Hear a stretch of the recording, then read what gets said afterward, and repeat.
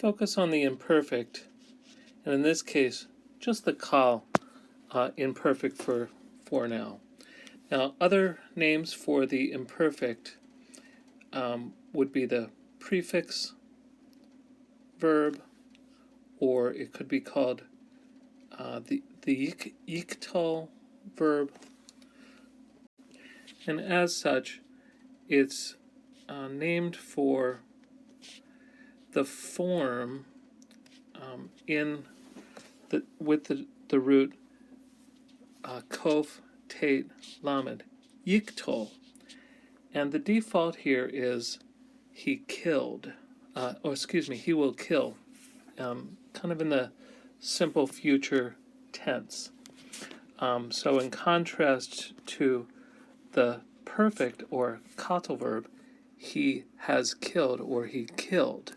So this is going to focus more on the imperfect aspect of it. He will kill. Now there's also some modal senses that are embedded in it, and they can only be brought out by context. So you could go with he will kill, or you could say he might kill, or he could kill, or he shall kill, or any number of other modal possibilities. Now it's good to know the Qal Imperfect paradigm for the very well. Yiktol, tiktol, tiktol, tiktali, ektol, yiktalu, tiktolana, tiktalu, tiktolana, niktol. And you'll notice that each one has a pronoun prefixed to the front. It's very important to get a grip on these. And so here we have he yiktol, he will kill. Tiktol, she will kill. Again, tiktol, same form, so context will have to bear it out, but probably more often than not, it will be tiktol, you will kill, 2ms. Tiktali, this is you will kill, feminine. Ektol, I will kill. Then we have all the plurals. You'll notice the plurals repeat most of the prefix pronouns, but many of them have a little bit of an ending added on. So we have yiktalu, they will kill. Tiktolana, again, the same form twice, but very rarely in context will this bother you. But it will either be they will kill or you will kill plural.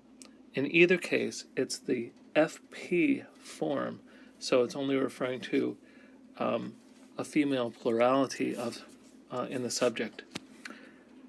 Then we have tiktalu, you all, masculine plural, will kill.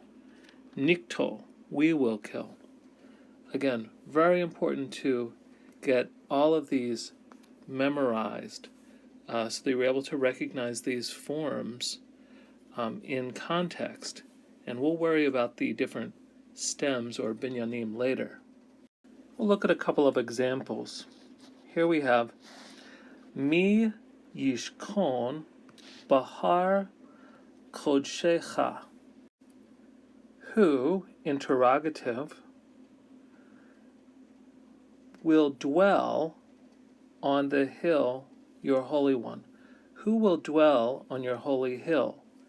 Now, in this case, we probably want to think in terms of a modal term. So this is probably to be thought of not as who will dwell, but who may dwell.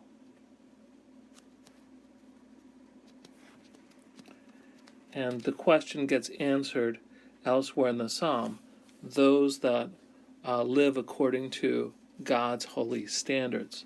So who may dwell. So here we say, probably very appropriately, to put the modal in, and it's only context that tells us exactly which modal term to use, whether we should say should, would, could, shall, or the like.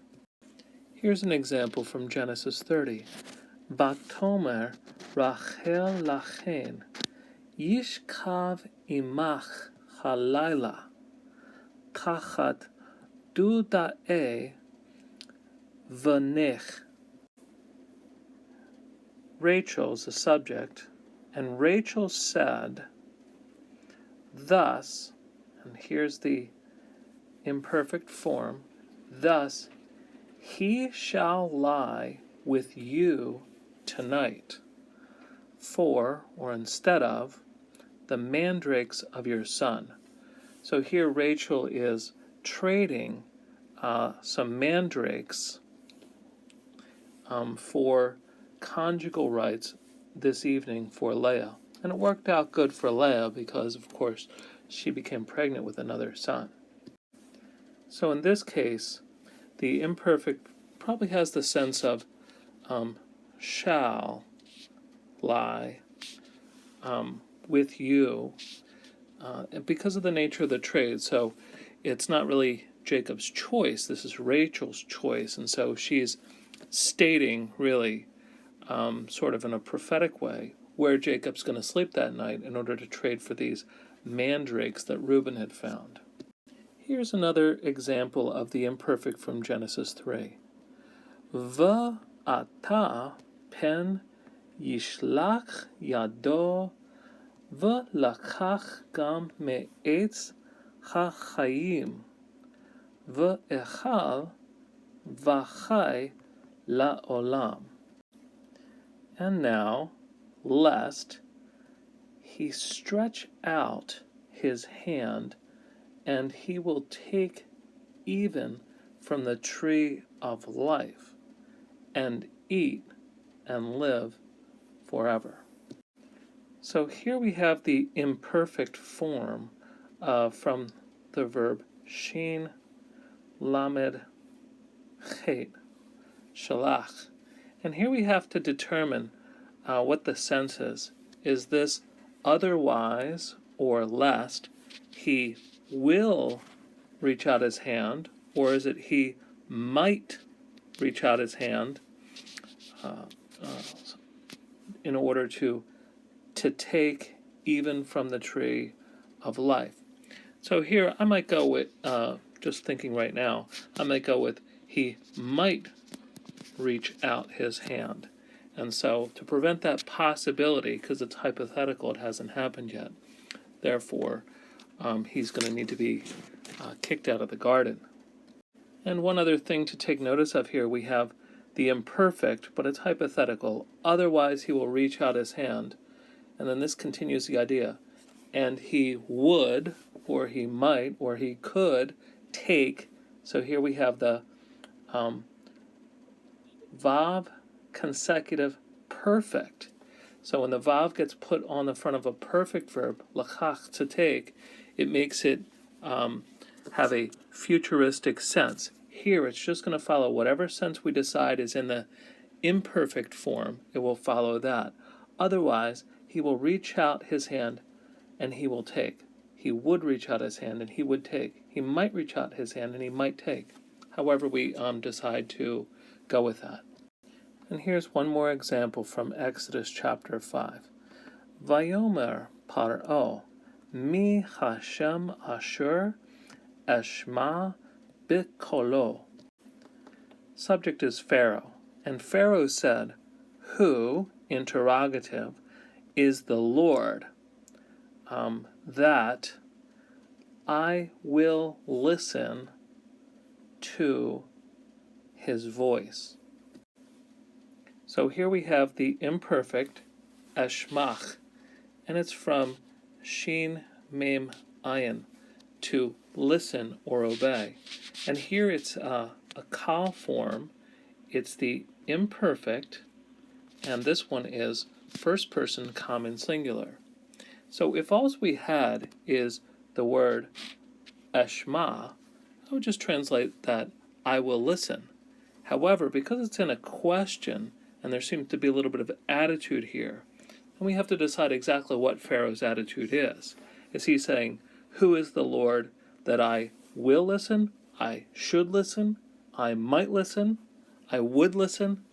But however we decide to go with this, this is more of a rhetorical question where Pharaoh's kind of showing his hardened heart and saying, I'm not going to listen to your God. And so then he says, who is the Lord that I would listen to his voice? Something to that effect is how I would think we would want to go with eshma here. Overall, take your time, and as you look at context, begin with the simple imperfect and then work through some of the modalities, because the exact sense of the imperfect comes from the contextual clues that we have.